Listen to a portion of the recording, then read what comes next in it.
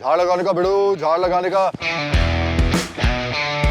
फूल से पूछेंगे किसका बच्चा है तू, अब फूल तो बता नहीं सकते, लेकिन इनके जो पापा है यानी कि जो मेंटर है हमारे, जिनके खेत है, जिनके ये बच्चे हैं फूल, वो हमें बताएंगे कि ये फूल कहां से आए और कैसे बने। मतलब ये आइडिया कहां से आया, इन्वेस्टमेंट कितना है, प्रॉफिट कितना है, वगैरह वगैरह। तो ये दो अलग रंगों का क्या स्टोरी है। सॉरी बोलना हो तो फ्लावर्स देके ही किया जाता है ना, तो सर इस हिसाब से मुझे काफी सारे फूल लगने वाले हैं।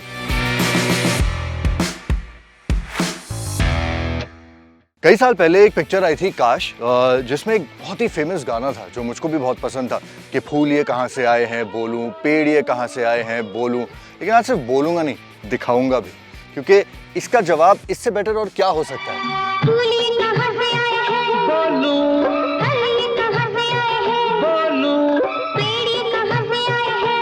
सुन मेरे बेटे।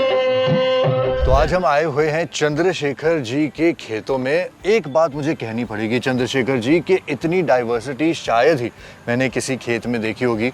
हमने बस कुछ ही देर पहले मक्के के खेत देखे, उसके बाद हमने बनाना के खेत देखे, और अब यहाँ पर ये बटन फ्लावर्स। मतलब ये आइडिया कहाँ से आया, कुछ बताइए हमारे व्यूअर्स को। बटन फ्लावरिंग कैसे होती है, इसकी खेती में क्या क्या लगता है, इन्वेस्टमेंट कितना है, प्रॉफिट कितना है, वगैरह वगैरह। मैं बेंगलुरु में काम कर रहा था और हर महीने सैलरी मिलती थी, लेकिन जब मैंने जॉब छोड़ी और खेती शुरू की तो मुझे अपने फाइनेंसेस मैनेज करने में मुश्किल हुई, क्योंकि मेरी इनकम सिर्फ 6 महीने या 1 साल में एक बार होती थी। फिर मैंने कुछ ऐसा ढूंढा जो रेगुलर इनकम दे सके, तब मुझे ये फूल मिला। ये 2 महीने में यील्ड देना शुरू कर देते हैं और 3 महीने बाद दोबारा उगा सकते हैं। इसमें लगभग 40 से 50 हजार का इन्वेस्टमेंट पर एकड़ होता है और प्रॉफिट सीजन में हिसाब से वेरी करता है। मैंने 3 से 4 लाख का प्रॉफिट देखा है। अब मैंने कार्तिक मास के लिए प्लान करके लगा दिया है और अच्छे रिटर्न की उम्मीद है। अच्छा, यहाँ मैं नोटिस कर रहा हूँ इस तरफ जो है बैंगनी रंग के फूल है, लेकिन वहाँ पे गुलाबी रंग के फूल है, लेकिन है सेम।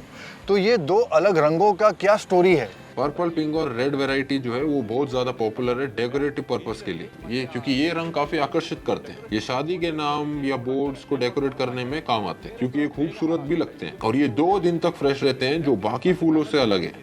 और मार्केट की डिमांड देखते हुए मैंने रंगों को उगाने का फैसला किया। और कितना टाइम लगता है ये हार्वेस्ट होने के लिए, तैयार होने में, मतलब बीज से लेकर के इस स्टेज तक कितना समय लग जाता है। 60 डेज। 60 डेज यानी कि 2 महीने। हाँ, 2 महीने का। ओके, तो 2 महीने हार्वेस्टिंग में लग जाते हैं, तो मतलब साल में 6 बार इनकी हार्वेस्टिंग होती है। हाँ, 6 बार। और इसका बेस्ट टाइम प्लांटेशन का क्या है, और ये ऑर्गेनिक है कि इसमें आप पेस्टिसाइड्स का इस्तेमाल करते हैं, कैसे होता है ये। लेकिन इसके पेस्टिसाइड्स इतने जरूरी नहीं पड़ते, क्योंकि इन फूलों पर कोई कॉमन डिसीज नहीं होती। लेकिन इसके सीड्स मार्केट में आसानी से मिलते हैं, इसलिए आपको कुछ प्लांट्स को सीड के लिए छोड़ना पड़ता है। आपको उन सीड्स को कलेक्ट करके नर्सरी को देना पड़ता है, जहाँ से वो प्लांट्स को उगा कर दे सकते हैं। सीजन और मार्केट डिमांड को ध्यान में रखते हुए प्लानिंग करनी जरूरी है। अगर आप अच्छे से प्लानिंग करेंगे तो प्रॉफिट मिलेगा। और ये बताइए हमारे व्यूअर्स को, अगर कोई इसकी खेती करना चाहता है इन पर्टिकुलर फ्लावर्स की, बटन फ्लावर्स की, तो सबसे पहली बात, इसकी खास बात क्या है कोई नॉर्मल फ्लावर्स के मुकाबले में, और ख़ास कोई केयर लेनी पड़ती है, कोई देखभाल का है कुछ है इस फ्लावर में, क्योंकि काफ़ी एग्जॉटिक नज़र आ रहे हैं मुझे, तो एक्स्ट्रा केयर कुछ लेनी पड़ती है आपको कि ठीक है इसको संभालना तो नॉर्मल है, इसमें कोई स्पेशल केयर की जरूरत नहीं होती, बस नॉर्मल केयर देनी पड़ती है। बस DAP और यूरिया का यूज करना होता है, जो फार्मिंग में आम है। बस प्लांट को इंसेक्ट या डिसीज से अफेक्टेड ना होने से ध्यान रखें। अगर हो तो इंसेक्ट रेपेलेंट यूज कर सकते हैं। ये फूल हाई डिमांड में होते हैं, इसलिए ये इजीली अवेलेबल नहीं होते। मेरा सजेशन है कि आप अपने स्पेसिफिक सीड को नर्सरी में उगाने के लिए दे दें, ताकि ब्रीड का क्वालिटी मेंटेन हो सके। कुछ नर्सरीज जहाँ जो एग्जॉटिक फ्लावर्स में स्पेशलाइज करती हैं और ब्रीड्स को मिक्स ना करें, सेम क्वालिटी मेंटेन करें और मार्केट डिमांड को ध्यान में रखिए जब आप इन्हें उगाते हैं। ओके, और इन्वेस्टमेंट से लेकर के सेलिंग प्राइस तक, जब आप इसे मार्केट में बेचते हैं, मतलब फॉर एग्जांपल एक अगर फूल की बात करें या एक बंच की बात करें, तो वो कितने में बिकता है, और बीच का जो प्रॉफिट मार्जिन है वो आपका कितना तक हो जाता है। ये वरमालक्ष्मी और गणेश चतुर्थी जैसे फेस्टिवल सीजन में अगर आप 4-5 फूल का बुके बेचेंगे तो आपको 100 से 150 रुपए में बेचा जा सकता है। ये फूल 100 से 500 रुपए पर केजी तक बेचते हैं, और सीजन के हिसाब से मैं शाम को फूल तोड़ता हूँ और बेंगलुरु मार्केट ले जाता हूँ। सुबह सुबह ये ऑक्शन होता है जिसमें मुझे अच्छा प्रॉफिट प्रॉफिट मार्जिन मिलता है। बायर्स के बढ़ने से फ्लावर की प्राइस भी बढ़ जाती है। और अगर ऐसा ही खेत बनाना हो, मतलब ये कितना एकड़ होगा इन फ्लावर्स का? 1 एकड़। 1 एकड़। तो अगर 1 एकड़ लैंड के ऊपर ये फ्लावरिंग करनी है, इसकी खेती करनी है, तो कितना इन्वेस्टमेंट होगा शुरुआत में? 1 एकड़ में लगभग आपको 50,000 का इन्वेस्टमेंट होता है और मुझे 3-4 लाख का प्रॉफिट मिलता है। तो सर ये बताइए कि खेती तो आपने बोला साल भर चलती है, एवरी 2 मंथ्स, हर 2 महीने में हार्वेस्टिंग भी होती है, लेकिन डिमांड जो है इन फ्लावर्स की मार्केट में, क्या ये सीजनल है?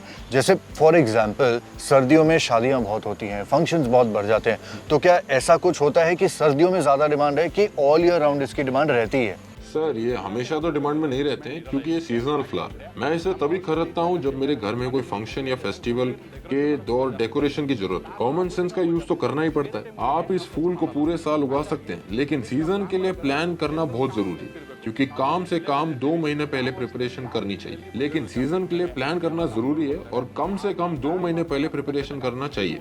सिर्फ हेवी रेन्स के दौरान थोड़ा इशू हो सकता है। अगर आप इंश्योर करेंगे कि पानी फील्ड्स में ना रुके तो कोई दिक्कत नहीं। और आपने इरिगेशन की बात की, तो आपने ड्रिप इरिगेशन यहाँ पे लगाई है जैसे कि हम देख रहे हैं, लेकिन ये बताइए कि इन फ्लावर्स को धूप जो है बहुत ज़्यादा चाहिए होती है या बहुत ज़्यादा धूप में कहीं ना कहीं ये हार्म भी हो सकते हैं? सर धूप ज्यादा आती है तो इसलिए मैं ड्रिप इरिगेशन का यूज करता हूँ ताकि प्लांट्स इंटेंस सनलाइट में बच सके। ये डायरेक्ट हैवी सनलाइट में अच्छा सर्वाइव नहीं करते। ड्रिप इरिगेशन से गर्म मौसम में थोड़ा थोड़ा पानी दिया जाता है और प्लांट्स हीट को हैंडल कर पाते हैं। मैं यूजुअली मॉर्निंग में पानी देता हूँ ताकि पूरे दिन के लिए ठीक रहे। ये प्लांट्स इंटेंस सनलाइट या हैवी रेन को सरवाइव नहीं कर सकते। तो ये करने से क्या होता है कि ना ही ज्यादा गर्मी लगती है इनको और ना ही ज्यादा पानी रहता है। एंड में बस यही कहना चाहेंगे कि किसी को भी अगर प्यार जताना हो, माफ़ी मांगना हो, सॉरी बोलना हो, तो फ्लावर्स दे के ही किया जाता है ना।